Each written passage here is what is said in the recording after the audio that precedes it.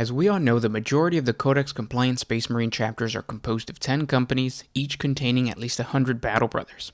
These divisions give the chapter the flexibility to perform in various theaters of war and allow growth and specialization within the different companies. The Blood Angels are no exception to this organizational structure. Over the 10,000 years since the creation of the Blood Angels chapter, each company has developed its own unique traits and personalities through the guidance of its captains and the heroic deeds of its Astarte warriors. It becomes the duty of the next generation of Battle Brothers that join a particular company to uphold the values and battle doctrines forged by the warriors of old. Distinguishing itself from the rest of the chapter of the Blood Angels is the second company, also known as the Blooded. They became renowned for their purity when facing the chapter's most brutal campaigns. And with that said, I want to welcome you guys back to another 40 Facts about the 40K universe. I am your host, Gershwan, and today we're going to be talking about the Blood Angel Second Company, the Blooded. If you guys are new to the channel, we post Warhammer 40K lore videos every single day. If you guys have any questions for us or any suggestions, just comment down in the comment section below. If you guys enjoy our content, thank our patrons on Patreon. It is because of them that we can do this. Link in the description if you guys want to support us. And don't forget to subscribe to get more 40K content. But with that said, let's get into 40 facts on the Blooded. What makes the Blooded unique is their remarkable mastery over their genetic flaws, the Red Thirst and the Black Rage, both of which continue to plague the rest of the Sons of Sanguinius. The second company is amongst the least prone to mass instances of Black Rage, and their manipulation of the Red Thirst has provided them with battlefield advantages.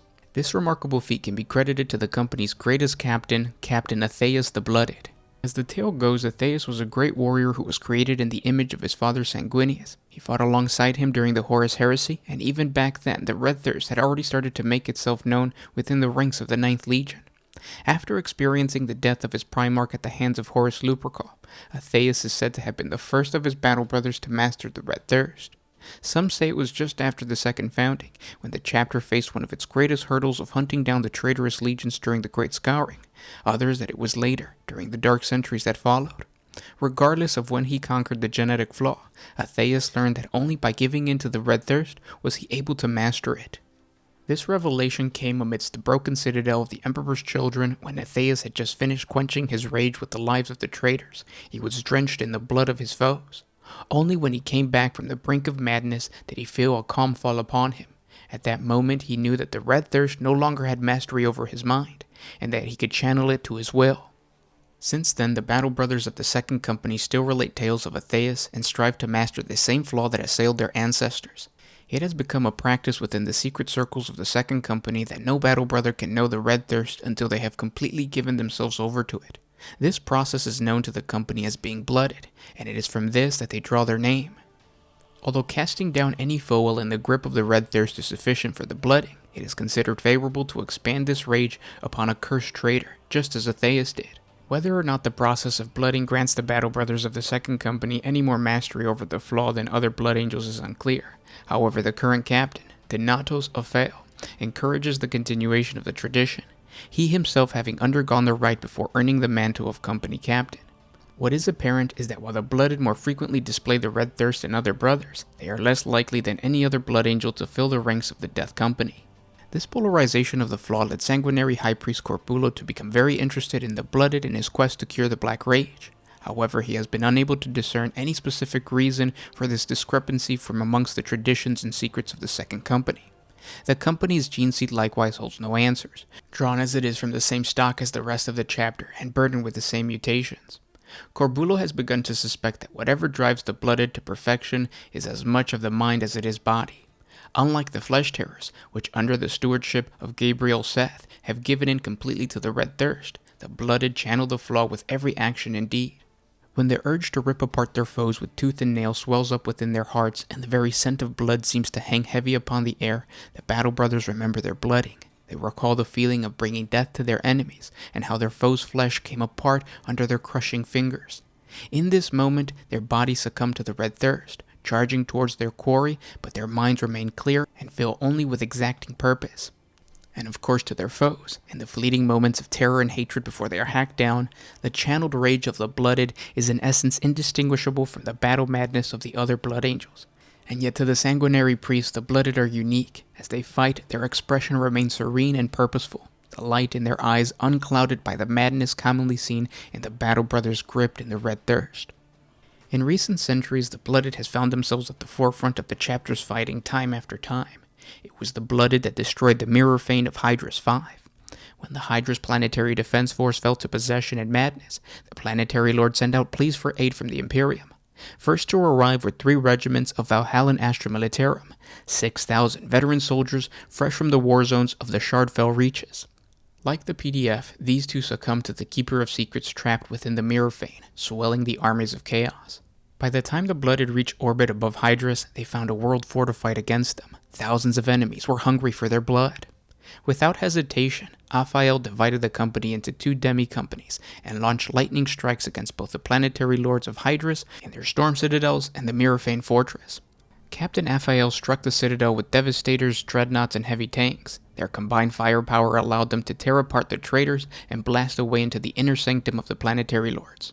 Meanwhile, the other demi-company, which was built on the foundation of assault marines and fast-moving armored transports, embraced the fury of the Red Thirst to overcome the superior numbers of their foes. With this perfectly tailored battle group, Aphael was able to take the forces defending the Mirror Fane by surprise, obliterating them completely in a furious close-quarter engagement. Aphael himself shattered the Mirror Fane with his power sword, banishing the greater demon of Slaanesh back into the warp.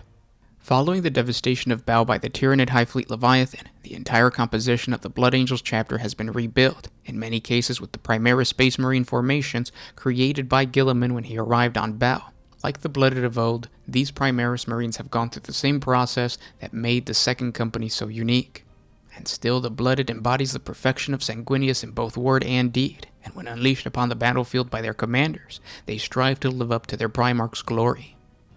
And those were 40 facts on the Blood Angels Second Company, the Blooded. I hope you guys enjoyed this video, and like every single one of our videos, I hope it inspires you to create homebrew lore, and I want you guys to take in something really specific, which is a great example of how to homebrew or to create lore based around a company. When you're creating your own homebrew chapter, it's really nice to have an outline for a chapter. Like, I want a theme of my chapter to be this. But when you actually get down to naming characters and creating battlefield roles, it's more important to focus on one specific company, like they did with the Blooded, because that's what you're going to see on the tabletop. When you play a, 2,000 point game, or even like a 1,500 point game, what you have out there is a portion of a company, because you have to remember a company is pretty big. It's compared to like the models that we actually play with. It's 100 Battle Brothers, so and like tanks and all that kind of stuff. So like, if you guys are playing with 100 Space Marines, their dreadnoughts, their specialty units, that's an apocalypse game, and those are really rare on the tabletop. So I think it's more important to bring life to your warband by choosing or getting the core lore around a specific company of your grander homebrew chapter down first. And that way, like the Blooded, you kind of, like, you might have a theme for your chapter, but then the specific company has a specific battlefield role, and that's when, like, whatever is good for 9th edition meta wise, like, are they like range or close combat or whatever, that company would be their expertise based on what's good on the tabletop. I hope I'm making sense.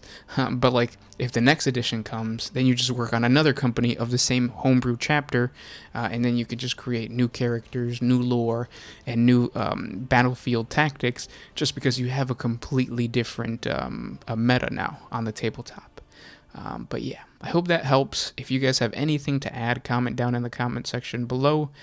And yeah, I'll talk to you tomorrow. This is Gershwin with One Mind Syndicate signing out. Always